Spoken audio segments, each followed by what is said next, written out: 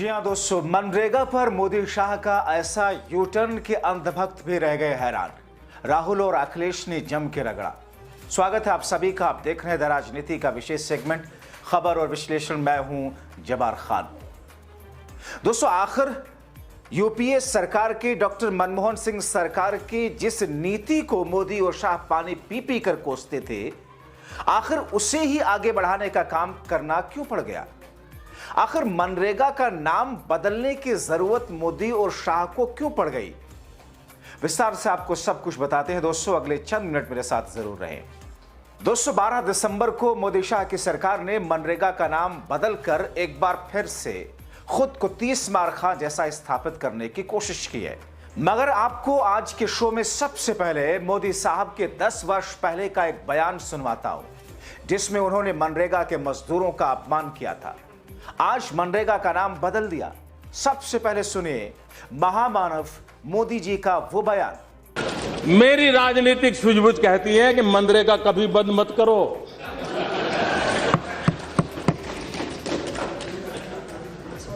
मैं ऐसी गलती नहीं कर सकता हूं, क्योंकि मनरेगा आपकी विफलताओं का जीता जागता स्मारक है।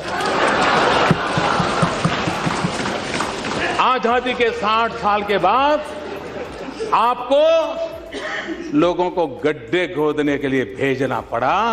ये आपकी विफलताओं का स्मारक है और मैं गाजे बाजे के साथ इस स्मारक का ढोल पीटता रहूंगा। दुनिया को बताऊंगा कि ये गड्ढे तुम खोद रहे हो उन 60 साल के पापों का परिणाम है। इसलिए मेरी राजनीतिक सूझबूझ पर आप शक मत कीजिए। मनरेगा रहेगा, आन बान शान के साथ रहेगा और गाजे बाजे के साथ दुनिया में बताया जाएगा।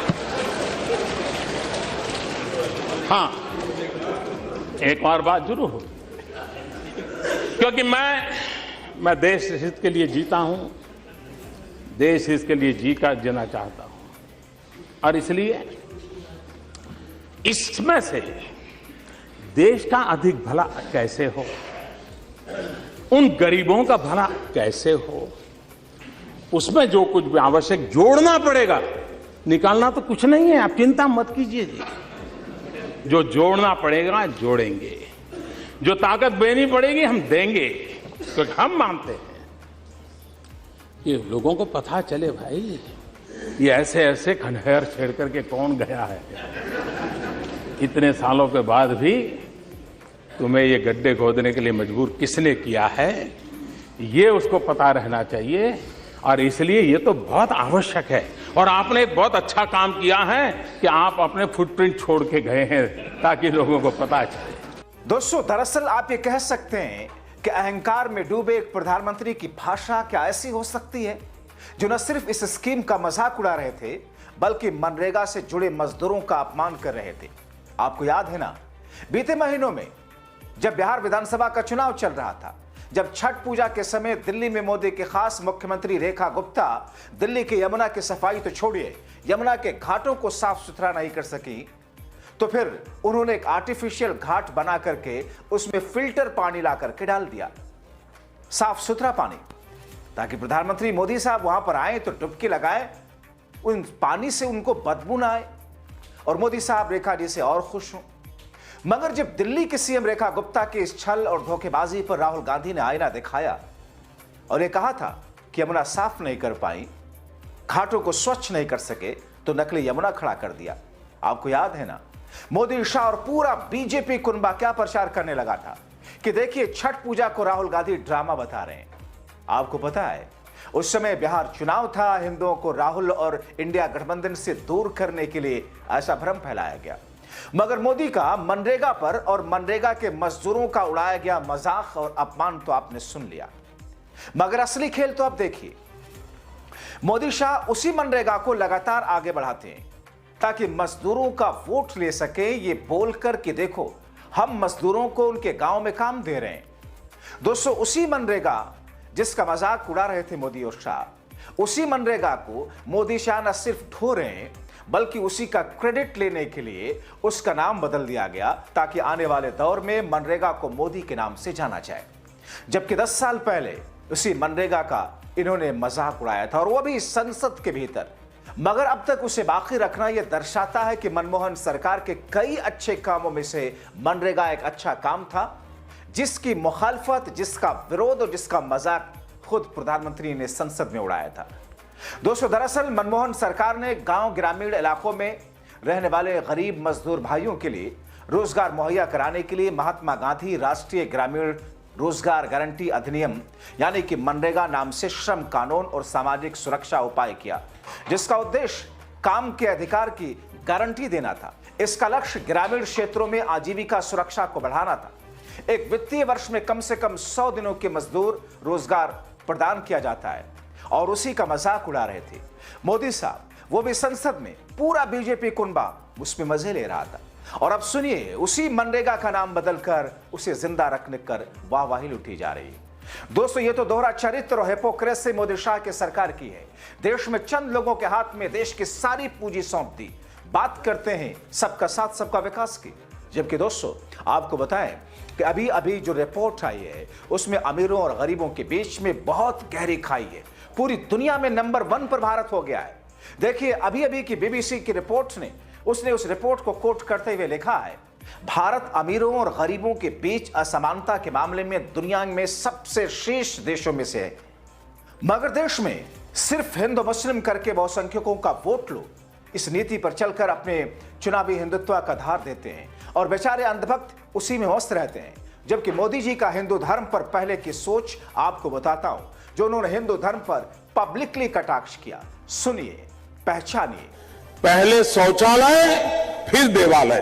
क्या वाकई देश को देवालय से पहले शौचालय की ज्यादा जरूरत है? तो उन्होंने कार के ऊपर पता नहीं नींबू और मिर्ची न जाने क्या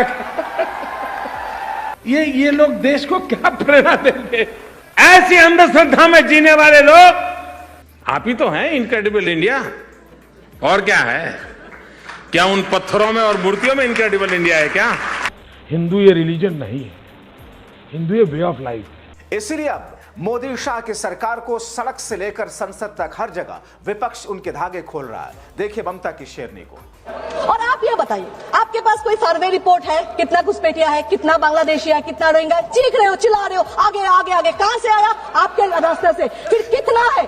फिर क्या? चुप चुप चुप चुप। आप कौन होते हो? आपका पावर क्या है? बॉर्डर किसका है? बीएसएफ के। बीएसएफ किसका है? सेंट्रल के। होम मिनिस्टर क्या कर रहे हैं? वो लोग तो एटम बम नहीं है ऊपर से गिर रहे ना, वो इनविजिबल मैन है, वो तो बॉर्डर से ही घुस रहे ना। तो ये मानो जे सेंट्रल फेलियर है। अपोजिशन जो भी करे उसको नहीं सुनेंगे।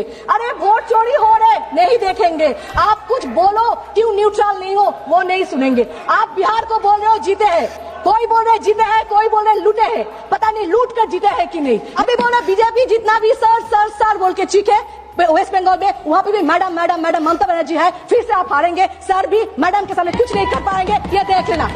ये सर एसआईआर जो है, ये जो सर वर्ड है ये रेस्पेक्टेड है, लेकिन ये इन लोगों ने एसआईआर सर को डराने वाला गब्बर सिंह बना दिया।